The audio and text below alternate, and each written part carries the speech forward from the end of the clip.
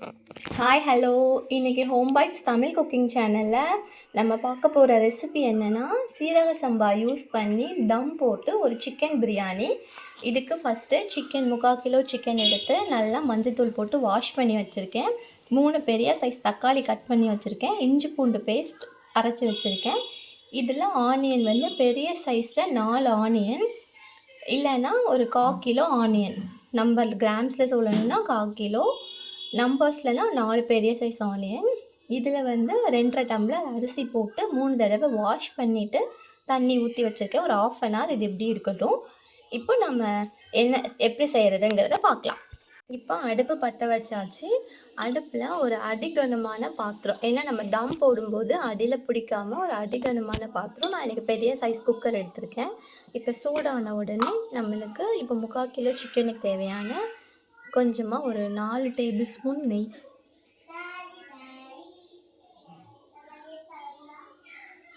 4 table spoon நெய் ஊற்றியாச்சு. நெய் ஊற்றுனதுக்கப்புறமா நம்ம என்ன பண்ண போகிறோம், ஆயில் வந்து ஸ்மெல்லஸ், அதாவது ஸ்மெல் இல்லாத எந்த ஆயில்னாலும் ஊற்றிக்கலாம். நான் ரீஃபைண்ட் ஆயில் சேர்த்துக்கிறேன்.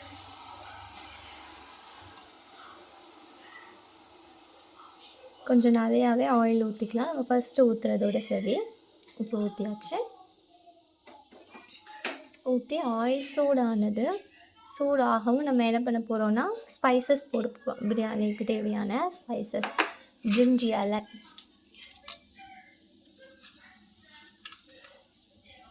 பட்டை, அன்னாச்சி பூ, கிராம்பு, ஒரு மராட்டி முக்கு, எல்லா ஸ்பைசஸும் போட்டாச்சு. போட்டுட்டு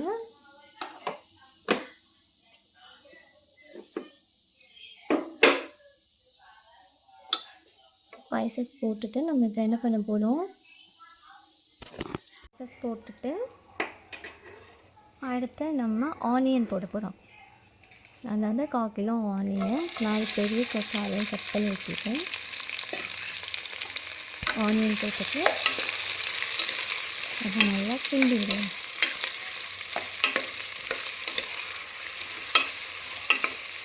இப்போது நல்லா எண்ணெயில் ஆனியனை வதக்குறோம். இது நல்லா வதக்கி கோல்டன் ப்ரௌன் ஆகட்டும். அதுக்கப்புறம் ஆட் பண்ண வேண்டியது எல்லாம் கட்டப்பொருட்களெல்லாம் ஆட் பண்ணலாம். இது வந்து கட் பண்ணுறது எல்லாம் கட் பண்ணிட்டா பிரியாணியும் சீக்கிரமாக செஞ்சிடலாம். மக்கள் சாப்பாடு குழம்பு எல்லாத்தையும் விட சீக்கிரமாக செய்யக்கூடிய ரெசிபி பிரியாணி தான். இப்போ இது நல்லா வதங்கட்டும். அதுக்குள்ளே இன்னும் நம்ம தேவையான பொருள் என்னென்னலாம் கட் பண்ணணும் எல்லாத்தையும் போட்டு பார்க்கலாம். இது கொஞ்சம் வதங்கி வரும்.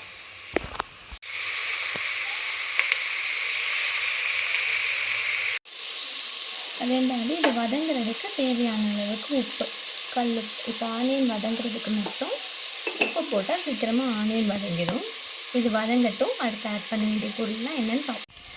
இப்போ பார்த்தீங்கன்னா ஆனியன் இந்த அளவுக்கு நம்மளுக்கு வதங்கிட்டு, ஏன்னா பிரியாணியில் முக்கியமான ஸ்டெப்பு ஆனியன் வதங்குறது தான். இது நல்லா வதங்கிட்டு அப்படின்னாலே நம்மளுக்கு டேஸ்ட் நல்லா வந்துடும்.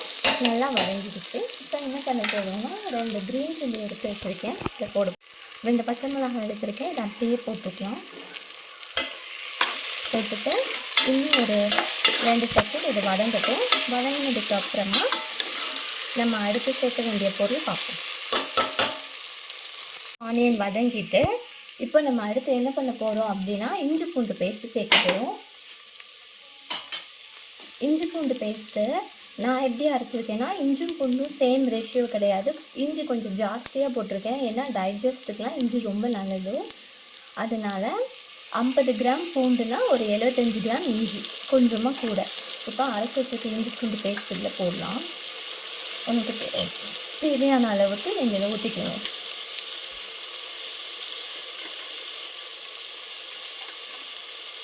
ஆனால் எப்போவுமே ஃப்ரிட்ஜில் அரைச்சி வச்சு இஞ்சி பூண்டு பேஸ்ட் யூஸ் பண்ணுறத விட இப்போ நம்ம இந்த சிக்கன் மட்டன் டிஷ்ஷுக்கெலாம் கரண்ட்டாக அரைச்சி அப்படியே போடுறது நல்ல டேஸ்ட் கொடுத்து. நீங்கள் பிரியாணி செய்யும்போது ஃப்ரெஷ்ஷாக அப்போவுமே அரைச்சி ட்ரை பண்ணி பாருங்கள், டேஸ்ட் நல்லாயிருக்கும். இப்போ இதை போட்டாச்சு. ஒரு 2 செகண்ட் அந்த பச்சை வடை போகிற அளவுக்கு வதங்கிட்டு அடுத்து சேர்க்க வேண்டிய தக்காளி, புதினா, கொத்தமல்லி இலை எல்லாத்தையும் நம்ம சேர்க்க போகிறோம். இப்போது இஞ்சி பூண்டு பேஸ்ட்டு நல்லா வதங்கிட்டு, ஏன்னா இஞ்சி பூண்டு பேஸ்ட்டு வந்து நம்ம நல்லா வதங்குத எண்ணெயில் நெய்லையும் நல்லா வதங்கினா தான் அது பிரியாணிக்குள்ளே டேஸ்ட்டே கொடுக்கும். அதனால் இப்போ நல்லா வதங்கிட்டு அடுத்து சேர்க்க வேண்டிய பொருள் சேர்த்துடலாம். 3 பெரிய சைஸ் தக்காளி கட் பண்ணி வச்சுருக்கேன். ஒரு 150 கிராம் இருக்கும். அதை இதுக்குள்ள சேர்த்துடலாம்.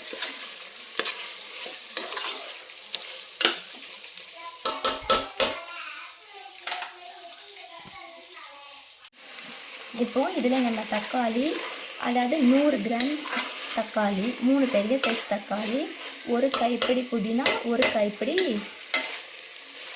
கொத்தமல்லி இலை, இது எல்லாத்தையும் போட்டிருக்கேன். வதக்கட்டும். இப்போ நல்லா வதங்கினதுக்கப்புறம் ஆல்ரெடி உப்பு சேர்த்துருக்கோம். இது கொஞ்சம் வதங்கினதுக்கப்புறமா நம்ம உப்பு சேர்த்துட்டு, அந்த உப்பு சிக்கனுக்கு மட்டும். அரிசி போடும்போது நம்ம மொத்தமாக ஹோலாக எவ்வளோ உப்பு இருக்குது, கம்மியாக இருக்குது, தேவைப்படுன்னு பார்த்து சேர்த்துக்கலாம். இப்போ இது ஒரு 2 நிமிஷம் வதங்கட்டும். தக்காளி வெங்காயம் நல்லா வதங்கினதுக்கு அப்புறமா நம்ம இதில் தயிர் சேர்க்க போகிறோம். இதில் நம்ம காஷ்மீரி சில்லி பவுடர் சேர்க்க போகிறோம். ஏன்னா காஷ்மீரி சில்லி பவுடர் வந்து நல்லா உங்களுக்கு கலர் கொடுக்கும். 2வது காரமும் கம்மியாக இருக்கும். ஆல்ரெடி நம்ம பச்சை மிளகாய் வேறு போட்டிருக்கோம். நம்ம இதுக்காக ஆர்டிஃபிஷியல் கலர்ஸ் ஒன்றுமே சேர்க்க வேண்டாம். அதனால் காஷ்மீரி சில்லி பவுடர் போட்டிருக்கேன். இந்த கலர் நல்லா கொடுக்கும், காரம் கொஞ்சம் கம்மியாக இருக்கும். அதனால் இப்போ காஷ்மீரி சில்லி பவுடர் போட்டு நீங்கள் பார்த்தீங்கன்னா இது நல்லா வதங்கி ஒரு தொக்கு பேஸ்ட்டுக்கு வந்துட்டு வந்ததுக்கப்புறமா நம்ம இப்போ என்ன பண்ண போகிறோம் அப்படின்னா, தயிர் எடுத்து வச்சுருக்கோம். ஒரு 100 கிராம் தயிர் நல்லா பீட் பண்ணி வச்சுருக்கேன். இதை தூக்கணும். நீங்கள் பீட் பண்ணாமல் வச்சுருந்தீங்கன்னா நல்லா எண்ணெயில் அதை வதக்கி விட்டுருங்க.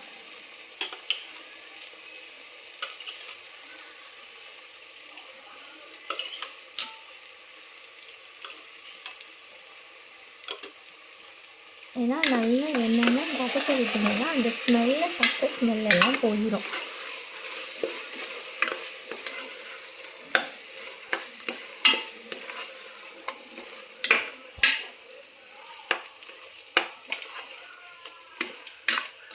ஒரு 2 நிமிஷம் நல்லா எண்ணெய் பிரிஞ்சு வரட்டும். தயிர் சேர்த்து எண்ணெய் பிரிஞ்சு வந்தாச்சு. இப்போ நம்ம என்ன பண்ண போகிறோம்னா சிக்கன் போட போகிறோம். ஏன்னா எல்லாம் வதக்கியாச்சு. இப்போ நம்ம க்ளீன் பண்ணி வச்சுருக்க சிக்கனை ஆட் பண்ண போகிறோம். இப்போ நம்ம க்ளீன் பண்ணி வச்சுருக்க 3/4 கிலோ சிக்கன். எப்போவுமே சிக்கன் பிரியாணி செய்யும்போது சிக்கனை விட ரைஸ் கொஞ்சம் ஜாஸ்தியாக தான், ரைஸை விட சிக்கன் கொஞ்சம் ஜாஸ்தியாக இருக்கும். அதனால் நம்ம எடுத்துக்க சிக்கன் இப்போ உடனே நம்ம என்ன பண்ணக்கூடாது, தண்ணி ஊற்றிடக்கூடாது. ஏன் அப்படின்னா முதல்ல சிக்கன்லேருந்து கொஞ்சம் தண்ணி விடும். அது இந்த மசாலா கூட நல்லா சேர்த்து பெண்ட் ஆனதுக்கு அப்புறமா கடைசியில் நீங்கள் தண்ணி ஊற்றிக்கலாம். நம்ம ஆல்ரெடி ஒரு பிரியாணிக்கு மெஷர்மெண்ட் தண்ணி எடுத்து வச்சுருப்போம்ல, அதை எடுத்து ஊற்றிக்கலாம். முதல்ல இப்போது சிக்கன் வந்து ஒரு 60% குக் ஆகட்டும். முதல்ல இதை ஸ்லோவாக விட்டுருவோம். அதுலேருந்து தண்ணி வரட்டும். இப்போ தேவையான அளவுக்கு நம்ம உப்பு சேர்த்துக்கலாம் சிக்கன் வேகிறதுக்கு.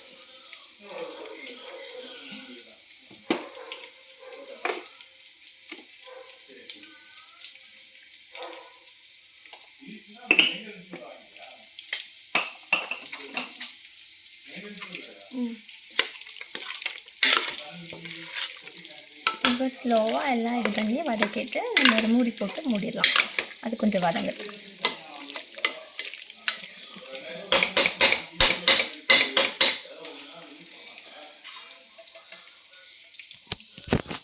இப்போ நீங்கள் நல்லா பார்த்தீங்கன்னா சிக்கன் நல்லா வெந்து அந்த தண்ணி எல்லாம் வந்துட்டு, இப்போ நம்ம என்ன பண்ண போகிறோம், ஆல்ரெடி நம்ம வந்து பிரியாணிக்கு மெஷர்மெண்ட், அதாவது சீரக சம்பாவுக்கு 1 டம்ளருக்கு 1.25 டம்ளர் தண்ணி.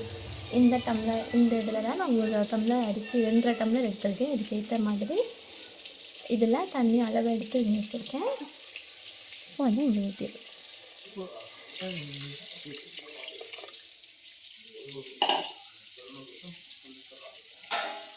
நல்லா ஊற்றிட்டு இந்த சைடில் எல்லாம் இருக்குது, இந்த சைடில் இருக்கிற எல்லாத்தையும் நல்லா இது பண்ணி எடுத்துட்டு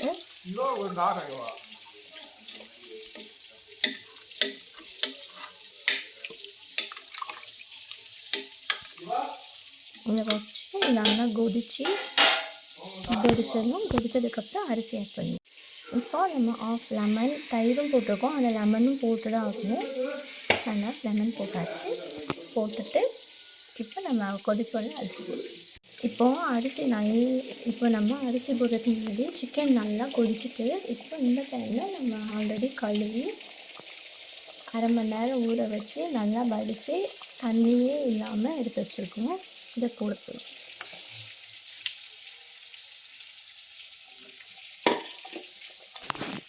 ரைஸ் போட்டாச்சு, நல்லா கொதிக்குது. இந்த டைமில் நம்ம உப்பு காரம் எல்லாம் பார்த்துடலாம்.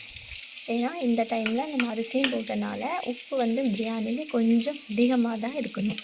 அப்படி அதிகமாக இருந்தால் தான் சாப்பிடும்போது கரெக்டாக இருக்கும். இப்போ டேஸ்ட் பார்த்துட்டு தேவைன்னா நம்ம உப்பு போட்டுக்கலாம். உப்பு பார்த்தேன், எனக்கு உப்பு காணலை, அதனால நான் கொஞ்சம் உப்பு கொடுப்பேன்.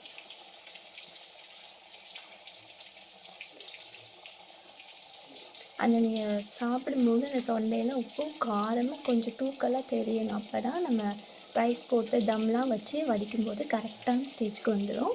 இப்போ நம்ம உப்பு போட்டாச்சு. இப்போ என்ன பண்ணணும், அரிசியும் அந்த தண்ணியும் சேம் அளவுக்கு வர்ற வரைக்கும் வெயிட் பண்ணிவிட்டு நம்ம தம் போடுறோம். இப்போது நம்ம இந்த ஸ்டேஜில் என்ன பண்ண போகிறோன்னா, நம்ம இது தேவையான பிரியாணி மசாலா, அதாவது ஏலக்காவும் பட்டை கிராம்பு போட்டு அரைச்சது வீட்டிலே, அந்த பிரியாணி மசாலாவை போட்டாச்சு. போட்டுட்டு இப்போ கொதிக்கட்டும்.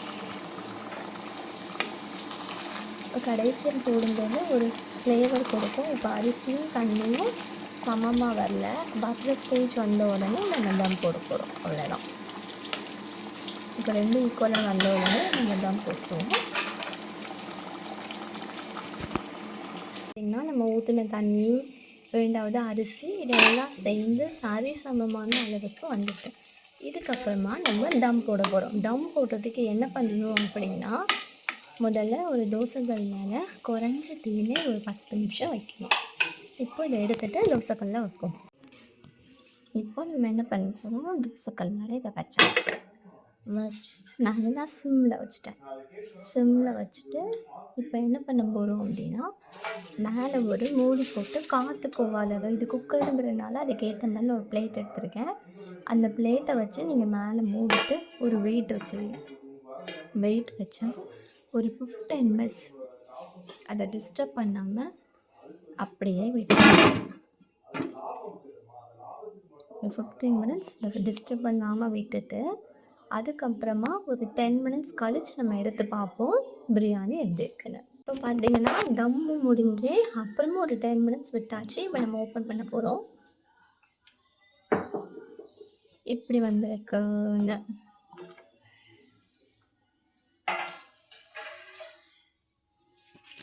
பார்த்தீங்கன்னா நல்லா உதிரியாக அரிசி எல்லாம் சேர்ந்து நல்லா வெந்திருக்கு. திறந்த உடனே அப்படி ஒரு ஸ்மெல் அடிக்குது, நல்லா இருக்குது. இப்போ எப்படி இருக்குன்னு நம்ம பார்ப்போம். பாருங்கள், பிரியாணி நல்லா உதிரியாக மெயினாக நான் உங்களுக்கு காட்டுறேன். அடியில் கொஞ்சம் கூட தெரியுதா,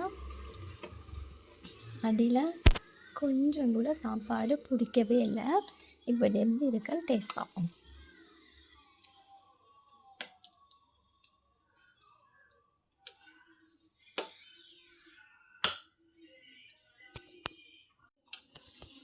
ஹலோ, இதுதான் நம்மளோட சிக்கன் பிரியாணியோட அவுட்புட். சீரக சம்பா தம் பிரியாணி நல்ல டேஸ்டியாக உதிரியாக வந்திருக்கு. சூப்பராக இருக்குது. இதை பார்த்தாலே சாப்பிட்ணுன்னு தோணுது. இதே மாதிரி மெஷர்மெண்ட்டு, இதே அளவுகளில் நீங்கள் இதே மாதிரி செஞ்சு பார்த்துட்டு எப்படி இருக்குன்னு எனக்கு சொல்லுங்கள். மற்றொரு வீடியோவில் சந்திக்கிறேன். பாய். இதுதான் நம்மளோட ஃபைனல் அவுட்புட்.